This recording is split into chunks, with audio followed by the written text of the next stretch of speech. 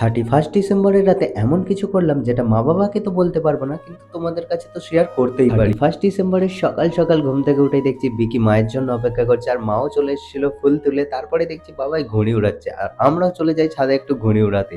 আর দুজনে মিলে দমভর ঘুড়ি উড়াই, কিন্তু আমার মনে পড়ে যায় যে আমার আজকে ডিউটি আছে, তাই ডাবের জল খেয়ে সোজা বেরিয়ে যাই মাংস মুড়ি আর ডাবের জল খেয়ে সোজা ল্যাবে। ঠিক আছে? ল্যাবে গিয়ে তারপরে বেশ কিছুটা কাজ করে নিই। তারপরে আমার দুপুরের লাঞ্চ ছিল দেখো ফ্রাইড রাইস আর চিকেন কষা ছিল। খেয়ে দিয়ে আমি বেরিয়ে পড়ি ল্যাব থেকে বেশ কিছুটা কাজ করে।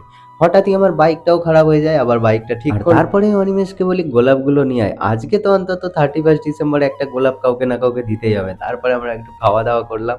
তারপরে বোনেদেরকে নিয়ে চলে এলাম বেনাপুরে। সেখানে মোমো, চা-পাটি আরো কিছু খাওয়া-দাওয়া করে সেখান থেকে বেরোলাম, কারণ বাড়িতে এসে চিল করার ছিল। এখানে একটু মজা করে দেখো বাড়িতে এসে দেখছি হেয়ার ড্রায়ারের গালাদ ইস্তেমাল হচ্ছে।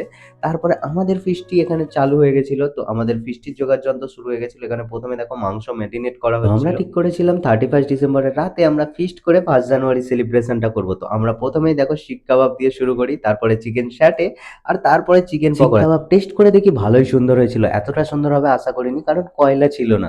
যাই হোক তারপরে ১২টা বেজে গেছিল। আমরা আমাদের হ্যাপি নিউ ইয়ার এখানে সেলিব্রেশন করি। ফানুস উড়িয়ে আর বেশ কিছু ফুলঝুরি জ্বালিয়ে সবাই মিলে সেলিব্রেশন করি। পুরো ভিডিও দেখতে হলে ইউটিউব চ্যানেলে চলে যাও। এইভাবেই পার্টি করতে, করতে ফিস্ট শেষ করে ঘুমিয়ে যা।